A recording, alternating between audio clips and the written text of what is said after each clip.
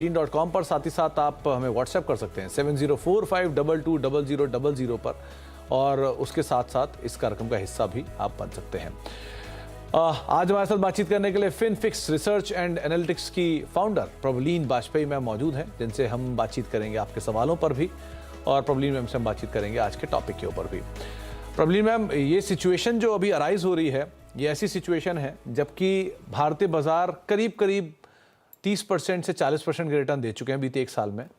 Mid cap index करीब करीब 50% 60% का रिटर्न दे चुका है। स्मॉल कैप इंडेक्स 70% तक का रिटर्न दे चुका है। और सेक्टोरल तो बात ही अलग है, डिफेंस स्टॉक्स, पीएसयू स्टॉक्स, इनकी तो मतलब पूछे ही मत। तो इस तरह के रिटर्न के साथ आमतौर पे सवाल आता है कि अब इनमें क्या करें। इस तरह की तेज़ी के बाद वैल्यूएशन जहां 3 के मल्टीपल के शेयर पहुंच चुके हैं 30 के मल्टीपल पर, और इंडेक्स भी थोड़ा महंगा होता हुआ दिखाई पड़ रहा है। तो इस सिचुएशन में अक्सर ये सवाल हमसे लोग पूछते हैं कि कहाँ पे बेचें, क्या करें, जबकि इलेक्शन सामने खड़ा है। कोई भी एक बुरी खबर या कोई भी एक बुरा दौर बाजार को शायद बड़ा रिएक्शन देने पे तैयार कर सकता है। सो एंट्री तो समझ में आ गई, सबने ले लिया, एग्जिट कहाँ करें? तो इसलिए हमने आपको बुलवा लिया। अब आप ही बताइए, एग्जिट कहाँ करें?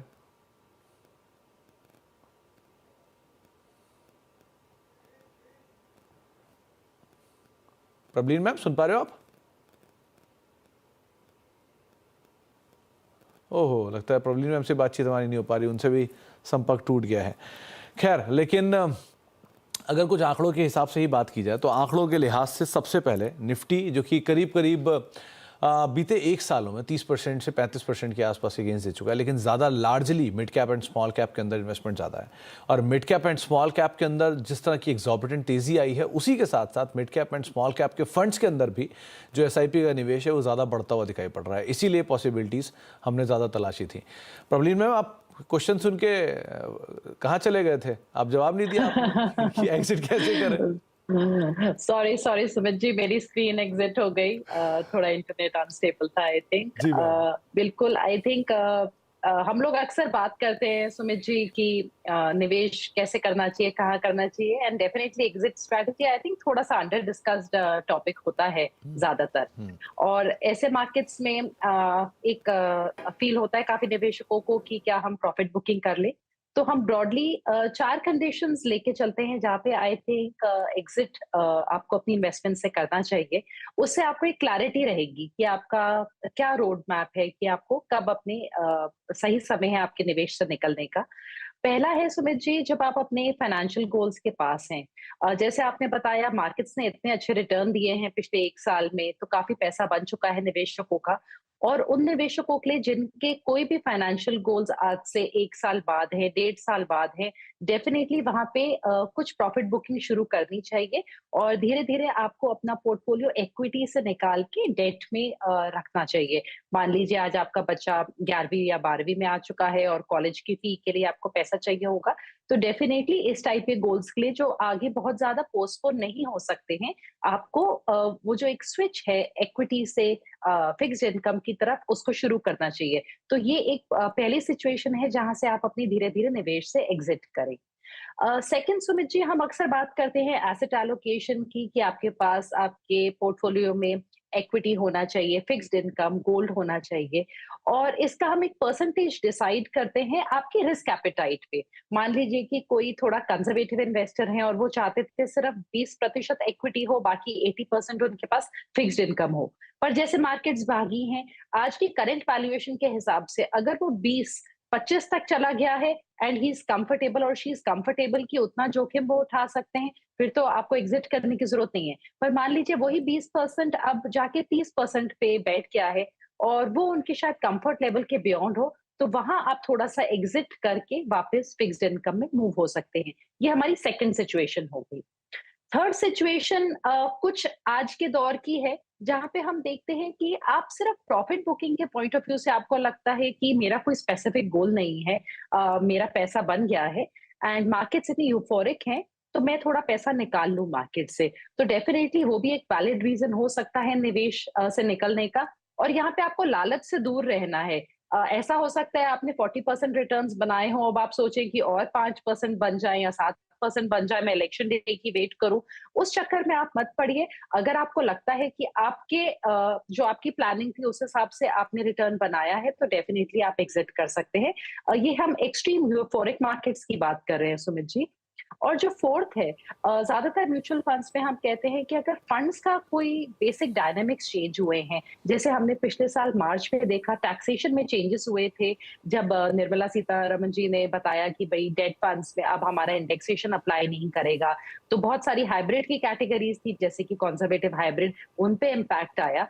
तो आप एग्जिट कॉल का डिसीजन इस टाइप के कुछ पॉलिसी चेंजेस के बेसिस पे, कोई रेगुलेटरी चेंजेस हैं, उनके मुताबिक भी ले सकते हैं, सो दैट आपका जो पोर्टफोलियो है वो आपकी रिस्क एपेटाइट और आपकी जो रिटर्न एक्सपेक्टेशंस हैं, उन दोनों को बैलेंस करते हुए ही आगे चले। प्रवीण मैम, एक सवाल जो अक्सर लोग पूछते हैं या अक्सर लोगों की धारणाएं होती है रादर, कि निवेशक चाहे किसी तरह का हो, चाहे म्यूचुअल फंड का हो चाहे शेयरों का हो, ये धारणा सब में रहती है कि आज मैं इसको ऊपर बेच देता हूं और फिर बाजार नीचे आएगा तो मैं नीचे ले लूंगा। तो ये म्यूचुअल फंड में भी अब तो अप्लाई होने लग गया है। लोगों को लगता है कि 40% gain, 50% gain mid cap small cap में आ गया है।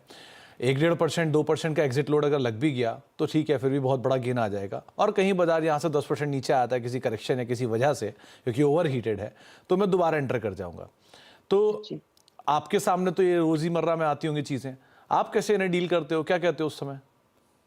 ये डिफिकल्ट होता है सुमित जी, बिकॉज ये बहुत लोगों का क्वेश्चन रहता है, और अक्सर निवेशक कहते हैं हमारा प्रॉफिट निकाल दीजिए, हमारा असल आप इन्वेस्टेड रहने दीजिए।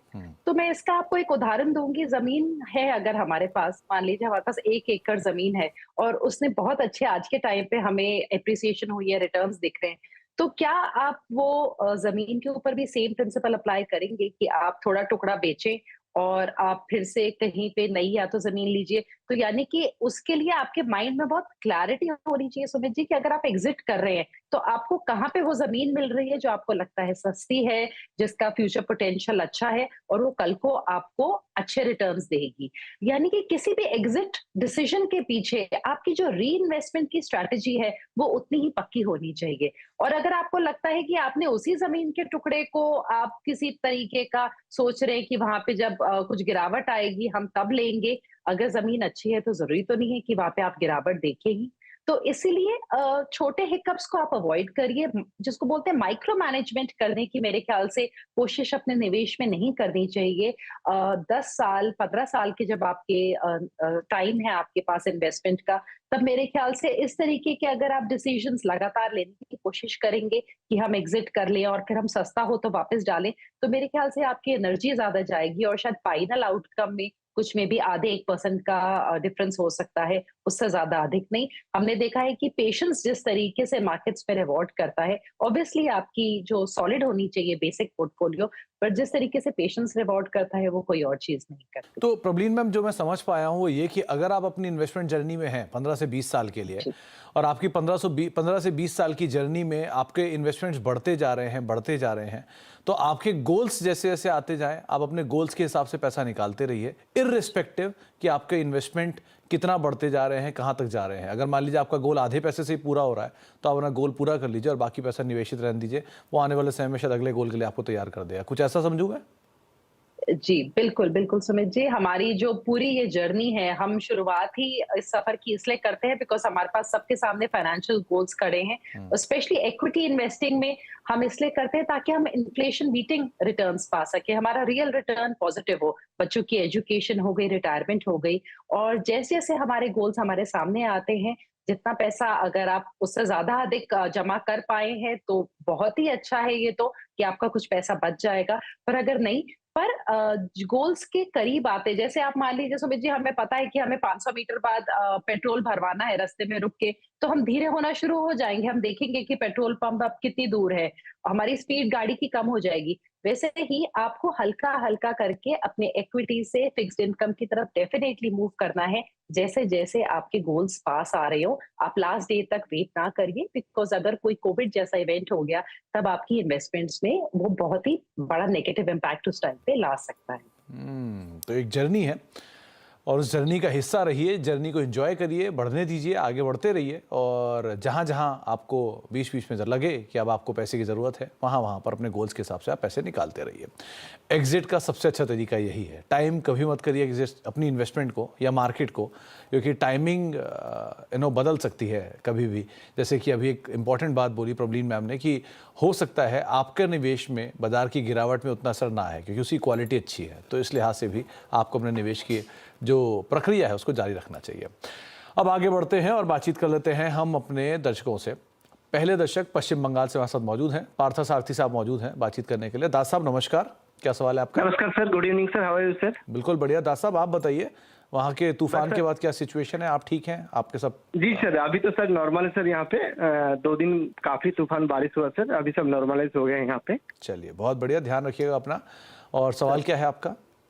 सर मेरा सवाल ये था कि मैं अभी 35,000 एसआईपी में इन्वेस्ट कर रहा हूँ from last 1 year okay and मेरा टारगेट है 12 साल में 2 करोड़ रुपया और एडिशनल मैं from June onwards I want to add more additional 15,000 per month. तो जी सर, ओके तो मैंने पोर्टफोलियो अपना भेजा हुआ था सर मेल में, तो मेरे को ये जानना था कि मैं इसी में 15,000 ऐड करूं या मैं एडिशनल कोई निफ्टी 50 या निफ्टी नेक्स्ट 50 या कोई इंडेक्स फंड चूज करूं। ओके तो दास साहब एक सेंटेंस में बीच में कहीं पढ़ के गया हूँ अभी आपके सवाल में कि आपने लिखा है कि आप एक एग्रेसिव इन्वेस्टर के तौर पर निवेश करना चाहते हैं, राइट? जी सर, जी सर, जी सर। ओके तो प्रवीण मैम 38 साल इनकी एज है, सही एज है और ये काफ़ी निवेश भी कर रहे हैं, अच्छा निवेश है इनका, एसआईपी भी चल रही है। ये एडिशनली अपनी जून से एसआईपी और बढ़ाना चाह रहे हैं, तो क्योंकि आप म्यूचुअल फंड के पक्ष से हो तो आपको वही ज़्यादा अच्छा लगेगा, लेकिन ये शेयर बाजार में भी डायरेक्टली निवेश करने की इच्छा रखते हैं क्योंकि एग्रेसिव इन्वेस्टर है। सो आप क्या सलाह दोगे, क्या करें? जी पार्था जी ने मेरे ख्याल से थोड़ा सा म्यूचुअल फंड्स और डायरेक्ट स्टॉक्स में भी डाल रखा है, जो इन्हें बोला है कि इनके पास थोड़ा सा लमसम है। इनकी जो 4 फंड्स हैं, सॉरी 5 फंड्स हैं सुमित जी, इनके पास 2 फ्लेक्सी कैप के हैं, 2 मिड कैप के हैं और 1 स्मॉल कैप का है। तो इनका जो एलोकेशन है इस टाइम पे मिड कैप और स्मॉल कैप में वो कंपैरेटिवली कम है, जो इनके दोनों फ्लेक्सी कैप फंड्स है उसमें ज्यादा जा रहा है। तो मेरी सलाह ये होगी, जबकि इनने एक कैटेगरी में से यहाँ 2 फंड्स उठाए, हम ज्यादातर बोलते हैं कि आप एक कैटेगरी में एक ही उठाइए, तो इनके पास 2 फ्लेक्सी कैप 2 मिड कैप हो रहे हैं। पर क्योंकि इन सब स्कीम्स का आपस में ओवरलैप कम है, तो हम ये मान के चलते हैं कि इस पोर्टफोलियो को कंटिन्यू किया जा सकता है, क्योंकि क्वांट का जो अप्रोच है, पराग पारेख का फ्लेक्सी कैप में अप्रोच है, बहुत ही डिफरेंट है। सेम मिड कैप पे जो दोनों फंड्स है वो काफी अलग अप्रोच से मैनेज किए जाते हैं। तो ये 5 फंड्स को कंटिन्यू कर ले पाठा जी, और इसी में मेरे ख्याल से अपना एडिशनल इन्वेस्टमेंट कर सकते हैं जो 15,000 का चाहिए, क्योंकि ये एग्रेसिव इन्वेस्टर है। मेरे ख्याल से इस बार जो एलोकेशन वो बढ़ाएं, वो फ्लेक्सी कैप की जगह पे मिड और स्मॉल कैप्स में बढ़ा लें, तो 5-5 से डेफिनेटली बढ़ा लें वो, तो ये 10-10-10 तीनों में हो जाएगा। तो ओवरऑल इनकी 50,000 की एसआईपी 5 फंड्स में डिस्ट्रीब्यूटेड होगी। अपना ये टारगेट है जो 2 करोड़ का, जो वो पूरा कर पाएंगे अपनी 50,000 की एसआईपी और जो इनका करंट लमसम है उसके साथ सारी चीजों को मिला के। एंड अगर पार्था जी ऐड करना चाहते हैं कोई इंडेक्स फंड, तो क्योंकि इनके पास ऑलरेडी फ्लेक्सी कैप है, मिड कैप है, तो मेरे ख्याल से इस स्टेज पे अवॉइड हो सकता है। पर अगर इनकी इच्छा है तो ये एक लार्ज मिड 250 इंडेक्स अपने लिए ऐड कर सकते हैं, अलग से मिड और अलग से लार्ज कैप में इंडेक्स जोड़ने की रिक्वायरमेंट नहीं है। सो उससे मेरे ख्याल से इनका पोर्टफोलियो होलिस्टिक और भी बन जाएगा। तो दास साहब आपके लिए राय रखी गई है। नए एडिशन कहाँ पे आपको करने हैं, एग्रेशन अगर आप ऐड करना चाह रहे हैं तो कहाँ कर सकते हैं, और क्योंकि आप आउटराइटली निफ्टी का भी हिस्सा या फिर स्टॉक्स में भी जाना चाह रहे हैं, तो problem ma'am obviously stocks specific तो नहीं रहेंगी, लेकिन हाँ अगर आप चुनाव करना चाह रहे हैं तो वो भी एक विकल्प हो सकता है। बट फंड वाइज आपको इतना सक्षम कर दिया गया है कि आप उसके बिना भी एटलीस्ट अपने गोल को अचीव कर पाएँ, तो वो आपके लिए एक राय यहाँ पर रख दी गई है। अब वाराणसी चलते हैं। आदित्य कुमार सिंह साहब हमारे साथ यहाँ पे मौजूद है बातचीत करने के लिए। सिंह साहब नमस्कार। जी सर, नमस्कार। नमस्कार नमस्कार सिंह साहब, क्या हालचाल है आपके? बहुत बढ़िया सर, फर्स्ट क्लास। बढ़िया, क्या सवाल है आपका? सर मेरा सवाल ये है कि हमने 7 एसआईपी अपना स्टार्ट किया हुआ है। ओके। और अभी मेरी एज 48 है और मेरा 19,000 रुपए की मंथली एसआईपी चल रही है सर। ओके। तो एक तो मेरा जो एसआईपी है वो क्या वो सारे SIP ठीक हैं या हमें उसमें रिवीजन करना है? ठीक है। और दूसरा, अगर मुझे 1 करोड़ रुपए 60 साल की उम्र में चाहिए होगा तो मुझे कितना इसमें अभी एडिशन करना पड़ेगा सर जी? ओके, आप ये निवेशित कब से हैं सिंह साहब? सर मैं वैसे तो 6 साल से हूँ सर अभी। ओके, तो ये 6 साल से आपकी SIP चल रही है? जी हाँ, 6 साल। चलिए, तो प्रॉब्लम मैम करीब करीब 14.5 लाख रुपए इकट्ठे कर चुके हैं बीते 6 साल में। ये 19,000 रुपए की SIP चल रही है। 1 करोड़ का लक्ष्य साधा हुआ है जो कि 12 साल में चाह रहे हैं। वैसे तो ये फिर भी पॉसिबिलिटी है इसको इजीली अचीव होने की, लेकिन अगर थोड़ा बहुत स्टेप अप करना पड़े तो क्या पॉसिबिलिटीज आप देख रहे हो? जी, आदित्य जी का जो पोर्टफोलियो है और जो SIP जा रहे हैं उसमें समझिए 19,000 की करंट SIP और जो इनका 14.5 लाख का लमसम है उसके साथ ही अपना टारगेट अचीव कर लेंगे 1 करोड़ का 12 साल में। और हमने यहाँ पे 12% का ही रिटर्न लेके चले हैं। और अगर थोड़ा सा स्टेप अप कर ले, अगर हर साल मान लीजिए 10% का स्टेप अप कर सकते हैं अपने निवेश में, अपनी SIPs में, तो करीबन 1.5 करोड़ ये जमा कर लेंगे इसी टाइम पीरियड में। तो डेफिनेटली मैं सलाह दूंगी कि जब पॉसिबल हो तब थोड़ा थोड़ा आप इंक्रीमेंट जरूर करें अपने इन्वेस्टमेंट में। थोड़ा सा यहाँ पे एक इन्फ्लेशन पे मैं रोशनी डालना चाहूंगी। आदित्य जी को ये जरूर समझना चाहिए कि 12 साल बाद जो उनका 1 करोड़ 1.25 करोड़ इनके पास निकल के आएगा, मान लीजिए 1 करोड़ का अगर हम फिगर लेके चल रहे हैं, उसका जो इन्फ्लेशन एडजस्टेड वैल्यू है टेक्निकली वो आज के करीबन 50 लाख के बराबर होगा। बिकॉज 12 साल में हम 6% पे देखते हैं कि महंगाई दुगनी हो जाती है। तो जो भी गोल आदित्य जी ने बनाया है, आई होप उसमें उनने इन्फ्लेशन को जोड़ा है। इनका जो पोर्टफोलियो है उसमें काफी सारी जो कैटेगरीज है उसमें 2 और 3 फंड्स इन्होंने जोड़े हैं। स्मॉल कैप में 2 है, जिनमें से एक बिल्कुल अभी हाल ही का NFO आया था, उसमें इन्हें इन्वेस्टमेंट किया है। उसका हमारे पास कोई ट्रैक रिकॉर्ड नहीं है। मुझे लगता है जब आपने कोई नया फंड जोड़ना है, आपके पास एग्जिस्टिंग स्मॉल कैप में था, तब ऐसे में आप उसको एक पैसिव के साथ कॉम्प्लीमेंट कर लीजिए। एक एक्टिव एक passive, I think better combination होता है। मल्टी कैप में 2 फंड्स हैं, आई थिंक आप ICICI को कंटिन्यू कर लीजिए। SBI का भी अच्छा फंड है, बट हम बहुत ज्यादा duplication with in the category भी नहीं चाहते हैं। आपका जो SBI का है, मेरे ख्याल से आप उसको एलोकेट कर दीजिए SBI के मिड कैप 150 की तरफ, क्योंकि आपके कुछ भी मिड कैप में नहीं है। तो मैं चाहूंगी कि आप मिड कैप का एलोकेशन जरूर लें। अगेन इनके पास सुमित जी फ्लेक्सी कैप में 3 फंड्स हैं, जिसमें से जो एक NJ का है वो तो अगेन बहुत नया है, कोई ट्रैक रिकॉर्ड नहीं, और फंड हाउस भी कंपैरेटिवली नया है as compared to the other fund houses. तो मेरी सलाह ये होगी कि फ्लेक्सी कैप में आप नेपॉन को कंटिन्यू कर लीजिए। अगर आपका कोटक का भी फंड, क्योंकि आप 6 साल से इन्वेस्ट कर रहे हैं और अच्छी रकम है, तो आप उसको भी कंटिन्यू कर लीजिए। पर एक को आप डेफिनेटली एग्जिट करिए और वहां पे आप एक लार्ज कैप में इक्वल निफ्टी का इंडेक्स फंड जोड़ लीजिए। तो बेसिकली थोड़ा सा रीशफलिंग और एक मिड कैप और एक लार्ज कैप फंड आपको इंडेक्स का मेरे ख्याल से अपने पोर्टफोलियो में जोड़ना चाहिए। तो थोड़ी बहुत रीशफलिंग और एक mid cap large cap fund आप अपने इंडेक्स में शामिल करिए, ये एक राय आदित्य जी आपको दी गई है। बाकी इजीली अचीवेबल है सिचुएशन आपकी। थोड़ा इन्फ्लेशन एडजस्टमेंट तो SIP आप स्टेप अप करेंगे तो आपके लिए अच्छा ही रहेगा, और जितना ज़्यादा सेव हो जाए उतना अच्छा। और बाकी आपको बदलाव जो बताए गए हैं आप उसको फॉलो कर सकते हैं। एक ब्रेक का वक्त हो गया, प्रॉब्लम मैम बनी रहेंगे हमारे साथ आगे भी, उनसे हम आगे बातचीत करेंगे कुछ और सवालों को लेकर। छोटे से ब्रेक के उस तरफ।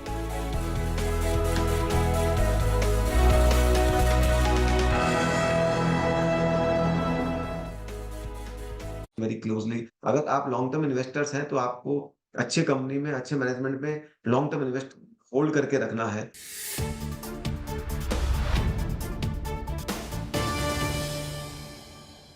कमोडिटीज में बुलरन जारी है। जहां गोल्ड अपने ऑल टाइम हाइज पर है, वहीं सिल्वर, कॉपर, एल्यूमिनियम, जिंक भी हैं मल्टी मंथ हाइज पर। इसलिए हम आपके लिए लेकर आएंगे first of its kind initiative, जहां ग्लोबल जियोपॉलिटिक्स और करेंसी वॉलेटिलिटी के असर को समझने और कमोडिटीज में निवेश करके महंगाई से निपटने में हेल्प होगी। इस वेबिनार में मैं आपको सिखाऊंगा right time of entry and exit, momentum indicators, hedging and risk management. इस मौके को जाने मत दीजिएगा, क्योंकि यहाँ आपको फंडामेंटल से लेकर टेक्निकल तक सब सीखने को मिलेगा। तो मिलते हैं कमोडिटी गुरुकुल में। मैं फाइनेंशियल्स, लेंडिंग फाइनेंशियल्स पे हम पॉजिटिव रहे हैं, पर्टिकुलरली NBFCs और इनफैक्ट बैंक्स। और अगर बैंक्स के नतीजे इस क्वार्टर में देखें तो क्वार्टर के नतीजे आने के पहले ऐसा अनुमान था कि इस बार जो मार्जिन है, नेट इंटरेस्ट मार्जिन, निम जिसको कहते हैं, उसमें प्रेशर देखने को मिलेगा। मेरा मानना ये है कि आईटी सेक्टर का जो अर्निंग्स है, जिसको हम अंग्रेजी में कहते हैं बाउंसिंग अराउंड द बॉटम, वो हो रहा है। जहां जहां मौका, कभी कोई शेयर प्राइस ज्यादा गिर जाने से होता है तो वो ले लेते हैं। तो बाई ऑन द डिप्स मेरे हिसाब से ये सेक्टर के लिए स्ट्रेटेजी जो है सही रहेगी। पाइए रियल एस्टेट में निवेश से जुड़ी ऐसी जानकारियां जो आपको पहले कहीं नहीं मिली होंगी। जुड़े हमारे साथ और गहराई से समझे रियल एस्टेट इन्वेस्टमेंट ट्रस्ट यानी रीट्स को। जानिए क्या होते हैं रीट्स, कैसे करें उनमें निवेश और क्या है फायदे अपने इन्वेस्टमेंट पोर्टफोलियो में शामिल करने के रीट्स को। CNBC TV 18 and CNBC Awaaz present the REIT Connect in partnership with Indian REITs Association. हम लोग का अनुमान है कि लार्ज कैप में 11-12% का ही ग्रोथ समझना चाहिए, उससे ज्यादा ग्रोथ नहीं समझना चाहिए। हम लोग का तो दो व्यू है कि एक तो रिटर्न जो पिछले 3 साल में आ गए वो रिपीट नहीं होंगे, रिटर्न आएंगे पर काफी कम। आप देख रहे हैं योर मनी और हम बातचीत कर रहे हैं प्रवलीन मैम से। हमारे साथ वो जुड़ी हुई हैं और उनसे हमने चर्चा की आज एग्जिट कब करना चाहिए आपको किसी फंड के अंदर, और साथ ही साथ दर्शकों के सवालों के जवाबों को लेकर भी। अब हम बातचीत करेंगे प्रवीण मिश्रा जी से, जो कि हमारे साथ दिल्ली से मौजूद हैं। प्रवीण जी नमस्कार। नमस्ते सर। नमस्कार मैम, क्या सवाल है आपका? मेरा एज है 53 इयर्स। ओके। और मेरा कुछ शेयर्स भी हैं और म्यूचुअल फंड्स में मैं कुछ इन्वेस्ट करती हूँ। ओके। लेकिन मुझे समझ नहीं आ रहा कि मुझे टारगेट है करीब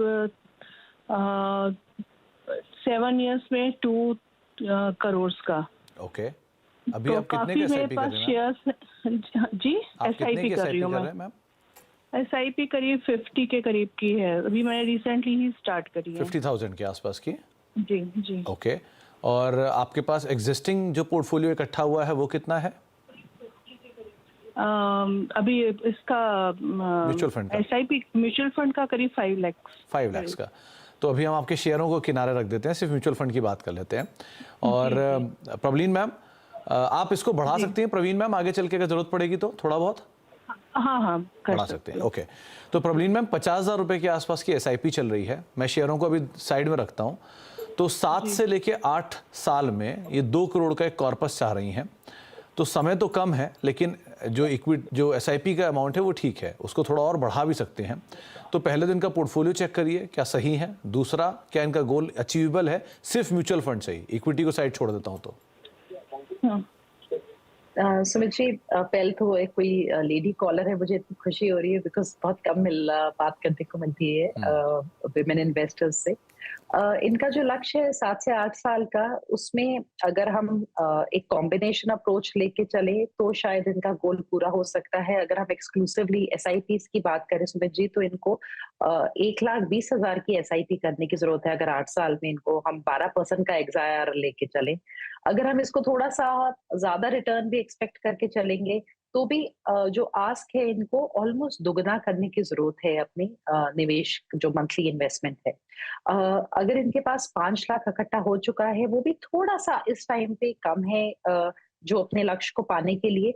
अगर ये सिर्फ लमसम अगर हम मान के चले तो इनको करीबन 80 लाख के करीब का लमसम चाहिए उस इन्वेस्टमेंट के लिए। तो अगर हम कॉम्बिनेशन अप्रोच लगाएं तो भी सुमित जी निवेश को अगर हम थोड़ा कम करें, मान लीजिए 70-80 पे लाके ये रख सकती हैं, तो भी इनके पास करीबन 20 से 30 लाख का इस टाइम पे इन्वेस्टमेंट होना चाहिए, ताकि दोनों चीजों को साथ में रख के ये अपने लक्ष्य तक पहुंच पाए।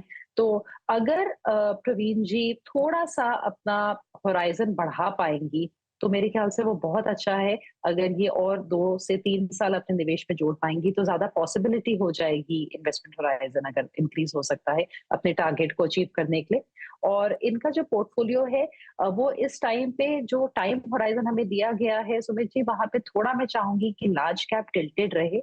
इनके पास लार्ज कैप कैटेगरी डेफिनेटली होनी चाहिए, मिड कैप हमारे पास ग्रोथ के लिए होना चाहिए, एक फ्लेक्सी कैप फंड डेफिनेटली रखे अपने फंड में, स्मॉल कैप में एलोकेशन दे सकती है पर थोड़ा कम, और क्योंकि जो इनका टाइम होराइजन है वो थोड़ा सा यहाँ पे ट्रिकी है, तो स्मॉल कैप का एलोकेशन अगर आप रखते भी हैं तो 5 to 10% से मैं बोलूँगी उससे ज्यादा ना लेके जाए। जो ज्यादा अमाउंट होना चाहिए इनका around 50% portfolio towards large cap, remaining mid cap और थोड़ा अमाउंट इनका स्मॉल कैप में रह सकता है।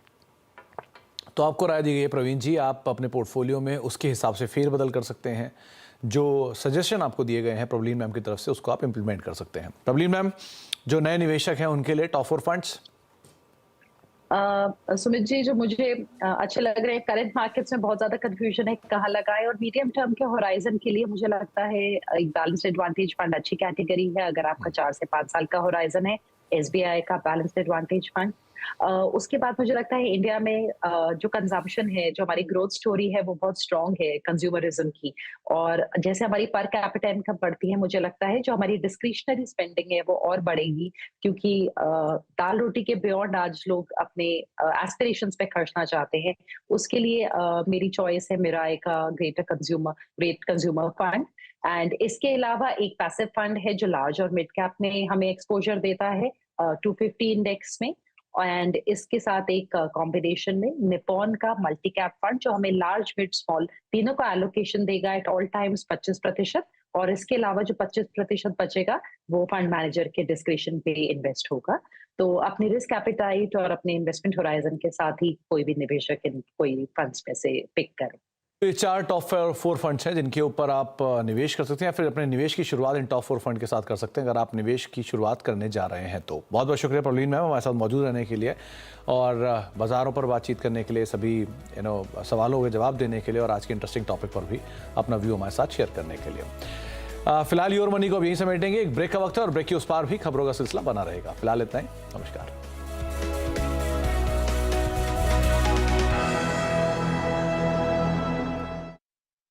और दूसरा ना, वॉलेटिलिटी बढ़ेगा मार्केट में, काफी ऊपर नीचे होंगे।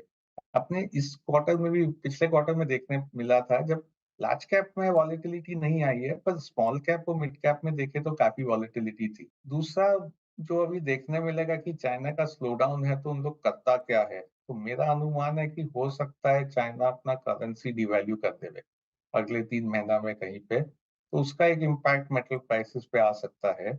पर थोड़ा थोड़ा ना, जो काफी पैसा कमा लिया है तो थोड़ा प्रॉफिट बुकिंग कर लेना चाहिए।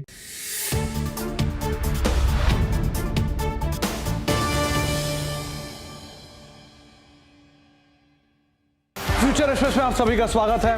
FNO मार्केट का हर एक्शन। लॉन्ग साइड पर आप निफ्टी बैंक दोनों पर ही अपनी पोजीशंस को रख सकते हैं। कॉल ऑप्शन ले या पुट ऑप्शन। पुट राइटर का बेस है 570 के जोन पर, वहीं स्टॉप लॉस रखिए 570। जानिए किन स्टॉक्स में होगी आपकी जबरदस्त कमाई। आपके रिस्क आपके हिसाब से रखिएगा। स्टॉप लॉस शरद सर की तरफ से 0 रहेगा, क्योंकि आज की एक्सपायरी है तो आज ही की पोजीशंस हैं। देखिए फ्यूचर एक्सप्रेस। कमोडिटीज में बुल रन जारी है। गोल्ड अपने ऑल टाइम हाइस पर है तो सिल्वर, कॉपर, एल्यूमिनियम, जिंक भी मल्टी मंथ हाइस पर। इसलिए हम आपके लिए लेकर आए हैं first of its kind initiative जो ग्लोबल जियोपॉलिटिक्स, करेंसी वॉलेटिलिटी समझने में और महंगाई से निपटने में मदद मिलेगी।